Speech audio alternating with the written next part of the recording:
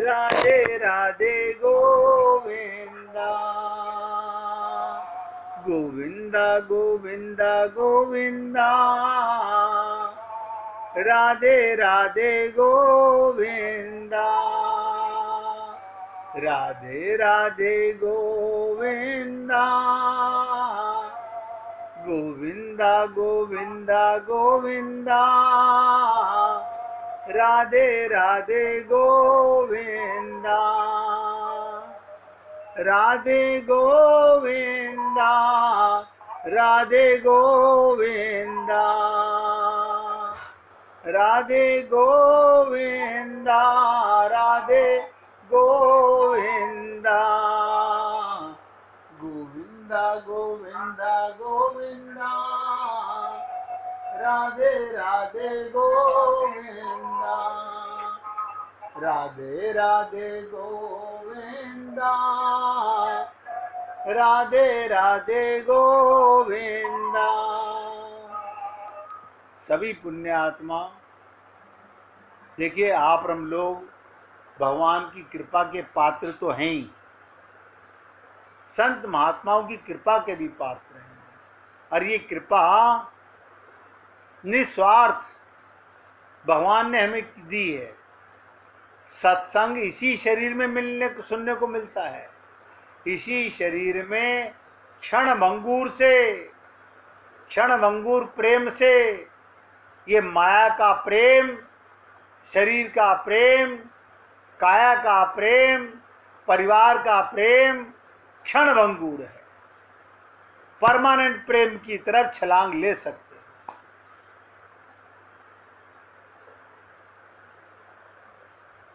भागवत में और कई और ग्रंथ, कई धर्म ग्रंथ में ये पढ़ने को मिलता है कि नंद बाबा सरीखा परम निष्काम भक्त भी ये कह रहे हैं, हे भगवान, देखिए नंद बाबा भी मेरी रक्षा करो। तो क्या निष्काम भक्त के सिद्धांत की विपरीत नहीं? बिल्कुल नहीं। वो रक्षा करो इसलिए कहते हैं, रक्षा करोगे तो हम तुम्हारी सेवा करेंगे। वहां एम छुपा है सेवा का। जैसे गोपियां, ध्यान दो, खाना खाती हैं, कपड़ा पहनती हैं, श्रृंगार करती हैं, इसलिए कि श्याम सुंदर को हम पसंद हो आ जाएं, वे हमसे प्यार करें, उनको सुख मिले। और एक आदमी अपने सुख के लिए रसगुल्ला खाता है, श्रृंगार करता है, हमको अच्छा कहें लोग, दोनों में अंतर है। इसलिए गोपियों का जीवन भगवान में है और हमारा जीवन सकाम भक्ति है।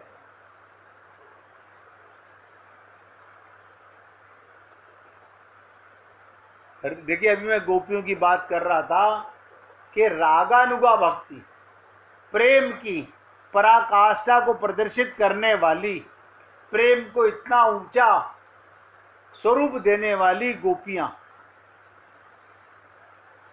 क्या इनके लिए खाने पीने की कोई पाबंदी है? जब तक जीव अन्नमय कोश में रहता है तब तक आहार का प्रभाव अंतःकरण पर पड़ता है। इसलिए आहार सदा सात्विक होना चाहिए, अन्यथा तामसी भोजन हमारे व्यवहार में, हमारे विचार पर गंभीर प्रभाव पड़ता है। यदि जीव आनंदमय कोश को प्राप्त हो गया, आनंदमय कोश को, तो फिर किसी भी प्रकार का प्रभाव उस पर नहीं पड़ सकता। भले ही वो, ध्यान दीजिएगा, मांस मदिरा भी क्यों ना सेवन करे, क्योंकि उसकी आत्मा पर फिर इसका प्रभाव नहीं पड़ता। कब? यदि जीव आनंदमय कोश को प्राप्त हो गया, जिसे परमात्मा से प्रेम हो गया, उसके लिए कोई नियम, कोई कायदे कानून नहीं रहते।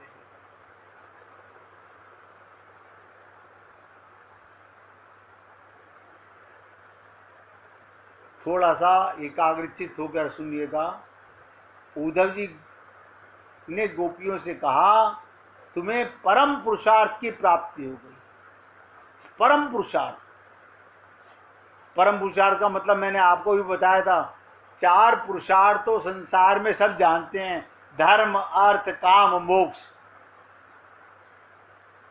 ये परम पुरुषार्थ नहीं है, पुरुषार्थ तो हैं लेकिन परम पुरुषार्थ नहीं है। ये धर्म पुरुषार्थ हैं, शास्त्रों के कर्म का अनुष्ठान, काम अनुकूल भक्ति, अर्थ पुरुषार्थ शुद्ध होकर ना। लेकिन परम पुरुषार्थ क्या?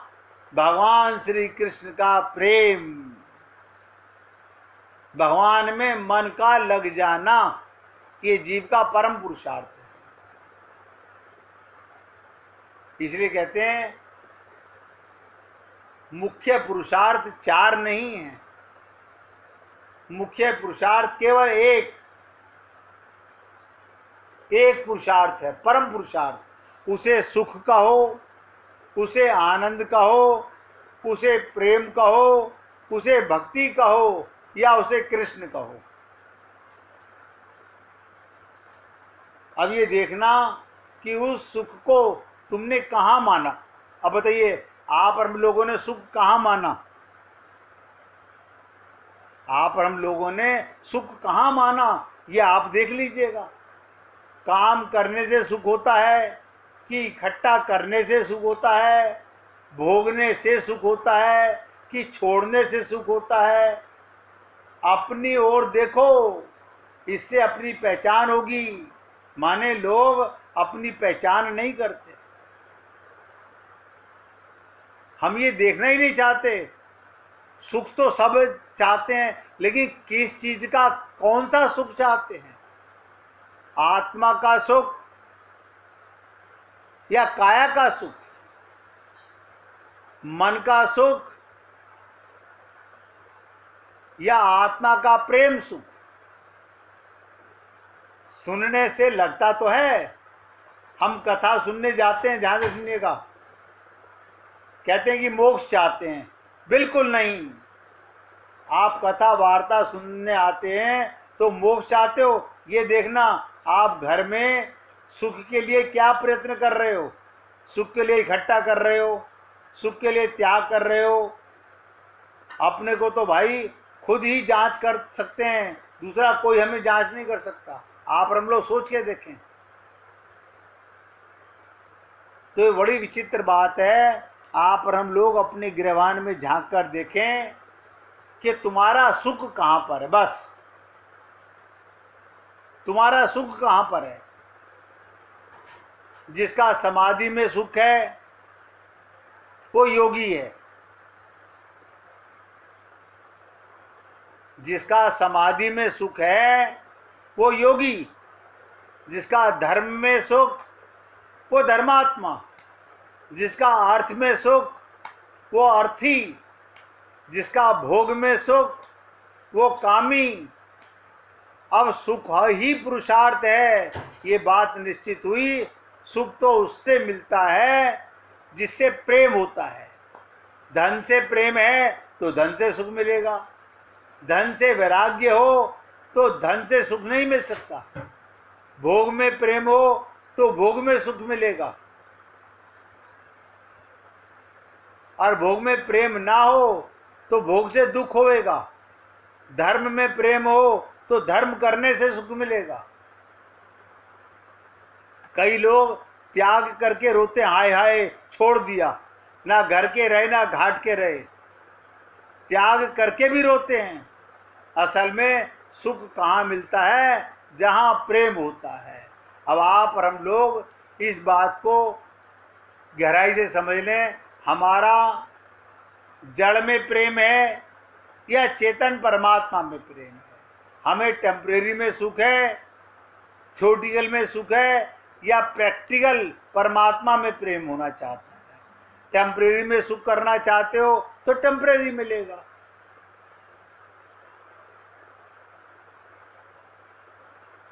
आपके ज्ञान के ऊपर सब कुछ है। ये असल में सुख कहाँ मिलता है? जहाँ प्रेम होता है। ना गुरु में सुख मिलता, ना माता में, ना पिता में, ना ईश्वर में, ना धन में। असल में सुख गणपत्य जो है वो प्रेम में है। अपने विषय पर आ जावे। धर्म अर्थ काम मोक्ष मुख्य पुरुषार्थ, परंतु सुख देने वाला होने के कारण प्रेम जो है वो पंचम पुरुषार्थ है, मुख्य पुरुषार्थ है। प्रेम ईश्वर से जोड़ोगे तो सुख परमानेंट होगा। प्रेम संसार से जोड़ोगे तो टेम्परेरी होगा। देखो ना, गोपी क्या कहती है, ऐसे बर को के बरूं जो जन्मे और मर जाए, बर बर ये गोपाल जू मारो चुड़ लो अमर हो ही जाए। अब आप सोचिएगा, सब समझते हैं, ऐसा कोई नहीं है जो समझ नहीं पा रहा।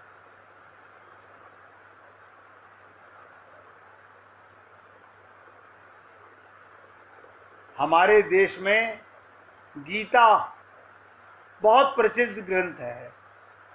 और देखो, गीता को विश्व के सभी लैंग्वेज के अंदर उसको मूल मानते हैं। लोग अक्सर इसके वाक्य को व्यवहार में लाने का दावा करते हैं, खास करके जो अपने आप को कर्म योगी मानते हैं। तो क्या सभी गीता के अधिकारी हैं? वास्तविक गीता ज्ञान वाला कौन? देखिएगा, ब्रह्मा अपने 3 बच्चों की सभा में गए। बहुत ध्यान से सुनिएगा, शायद इससे हमें कुछ समझ में आए। ब्रह्मा जी अपने 3 बच्चों की सभा में गए। कौन 3 बच्चे? देवता, मनुष्य और राक्षस। तीनों ही ब्रह्मा के बनाए हुए हैं, देवता भी, मनुष्य भी और राक्षस भी। क्या मतलब ये 3 कौन है? सत्वगुणी, रजोगुणी और तमोगुणी। सबने कहा महाराज एक लेक्चर दे दीजिए। ब्रह्मा जी से कहा तीनों बच्चों ने कि महाराज एक लेक्चर दे दीजिए। तो उन्होंने कहा दा दा दा और चले गए ब्रह्मा। दा दा दा कह के चले गए, हो गया लेक्चर। तो जो देवता लोग नहीं समझ सके, मनुष्य भी नहीं समझ सके, क्योंकि जितना गंभीर तत्व हो उसके समझने के लिए उतनी बड़ी बुद्धि चाहिए।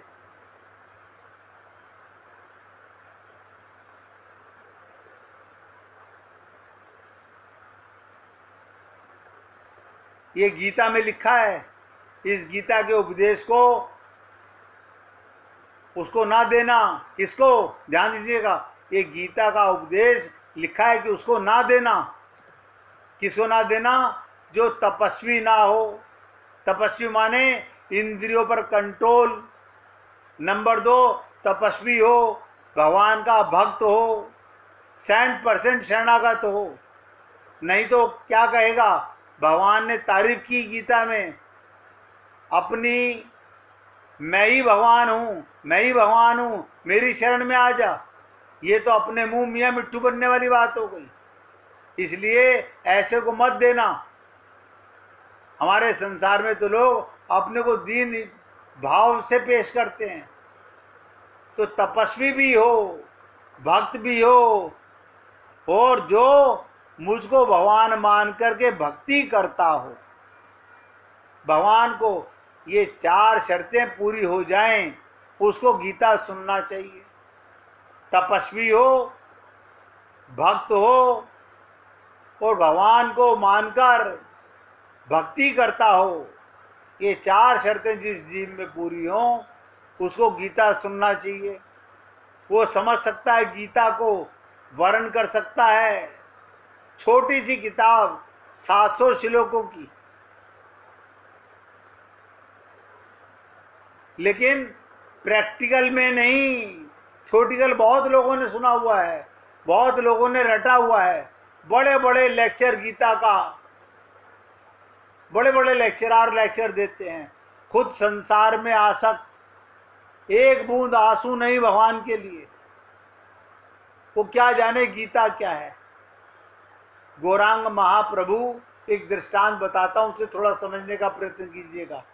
गौरांग महाप्रभु जो राधा कृष्ण के युगल अवतार हैं, के जमाने में एक भक्त गीता का पाठ करते थे, गलत फलत, हम जैसा हो संस्कृत आती नहीं थी, गलत सलत बोलते थे। किसी पंडित ने सुना, पंडित जी ने कहा तुम तो गीता का पाठ गलत कर रहे हो, ये तो पाप है, ये भगवान की वाणी है। वो चुप हो गया। तो गौरांग महाप्रभु से शिकायत किया, महाराज जी वो गीता का पाठ करता है, संस्कृत आती नहीं उसको। तो उन्होंने बुलाया और कहा क्यों भाई, तुम कैसे गीता का पाठ करते हो, कुछ समझते भी हो? वो बोला जी महाराज हम तो कुछ भी नहीं समझते। बोले फिर ध्यान दीजिएगा,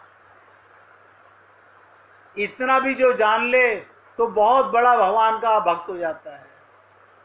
उसे संस्कृत नहीं आती थी, मैं तो कह रहा हूं ना हमारी तरह होगा, काला अक्षर भैंस बराबर। बस ये ध्यान करते हैं, जब गीता सामने रख लेते हैं पेज पलटते रहते हैं। क्या करते हो भाई? बोले ये ध्यान करते हैं भगवान रथ पर बैठे हैं, भगवान रथ में बैठे हैं, अर्जुन बैठा है, भगवान बोल रहे हैं, अर्जुन सुन रहे हैं। यही ध्यान करता रहता हूं, बस इतना ही ध्यान करता हूं मैं। गीता खोल ली और रथ के ऊपर अर्जुन को और भगवान को देखता रहता हूं।